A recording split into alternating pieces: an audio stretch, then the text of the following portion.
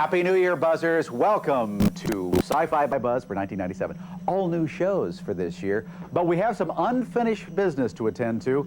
I didn't answer all the mail from 1996, so the staff is helping me out here. John, how's the hangover, by the way? This is from Barbara in Santa Barbara, California. Wants to know if we get paid to do this because it looks like we're having so much fun. Do we get paid? Yes, you get paid. You get paid plenty.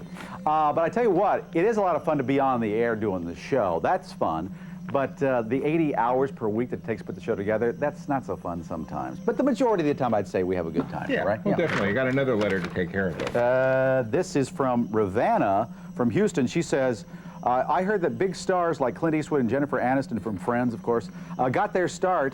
Their first films were actually, should I say it, horror movies. That is the case, as a matter of fact. In fact, the staff got on this story, and they found out that a lot of stars, I'm talking a lot of the stars, got their start in horror.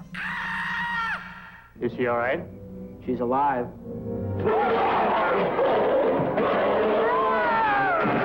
Say what you will about horror films. Most people either love them or hate them.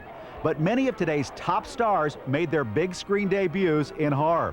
For instance, if you think the biggest star in Revenge of the Creature was the famous Gill Man, think again. This 1955 movie marked the debut of a genuine Hollywood icon, Clint Eastwood. Well, maybe so, Doc, but there were 4 rats in there when I changed my lights. Now there's only 3. While Eastwood's brief role in Revenge of the Creature was not exactly memorable, it was good enough that director Jack Arnold used the future superstar again in his next picture, Tarantula. All right, men. Fire 2 rockets on this first pass. Eastwood's total screen time for Tarantula and Revenge of the Creature is under 5 minutes. Not exactly starring roles, but a start nevertheless for a long, fruitful acting career. Tommy, stop it! Now there's nobody out there. There's no boogeyman. Perhaps no one became more famous after starring in a low-budget horror movie than Jamie Lee Curtis.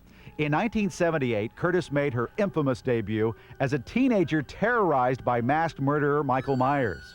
The film became a major success, and Curtis, who went on to star in several other horror films, quickly became the top scream queen of the early 80s. We shot the original Halloween in 20 days in West Hollywood and Pasadena for, $300,000. I just remember it being so easy and so much fun. It was my first movie. I was young. Everybody was young and nothing to lose, everything to gain. It was great. This is Houston. Say again, please. Houston, we have a problem.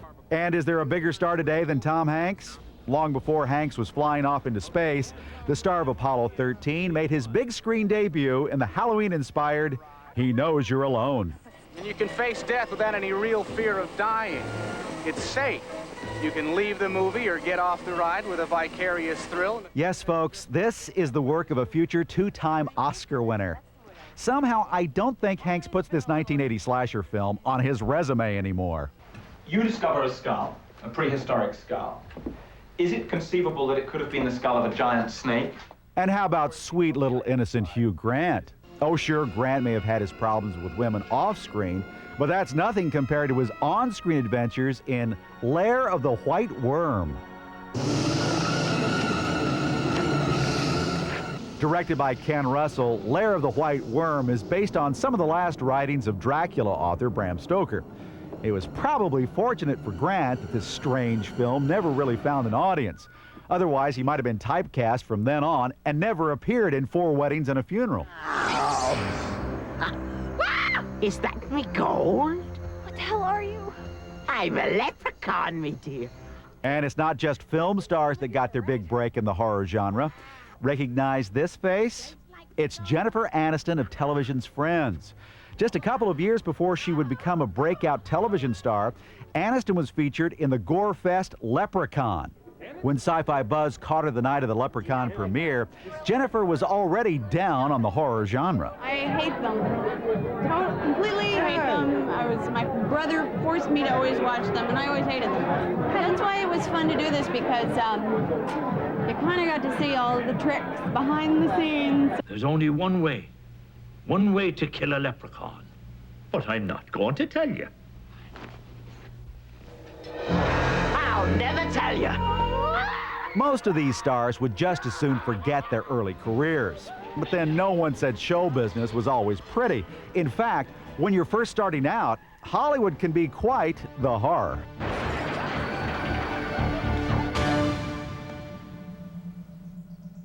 Oh, hi, everybody. Just trying to connect to the WWW here. Of course, you know what that is. The worldwide wait. I tell you, this waiting can get very, very boring.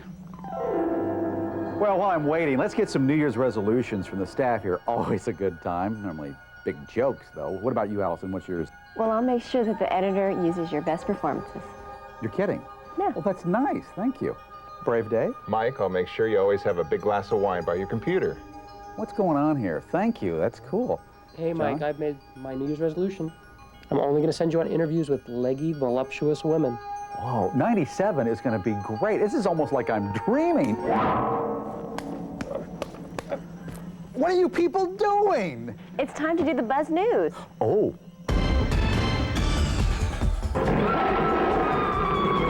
Monkey business in Hollywood tops the Buzz News this week. Walt Disney Pictures has begun pre-production on a remake of the Ray Harryhausen stop-motion classic, Mighty Joe Young. But that's not all. Miramax and Universal Pictures are co-producing a remake of King Kong. And with two competing gorilla pictures in the works, one can only wonder which big ape will be bigger at the box office. Wrong, wrong, wrong. And speaking of going ape, Gillian Anderson recently discovered that her co-star, David Duchovny, earns about twice what she does on The X-Files. Anderson has told friends that she plans to do something about it, but her plans are classified. We expect Anderson's popularity with fans will ensure the actress eventually gets the salary she deserves. And that's the latest buzz.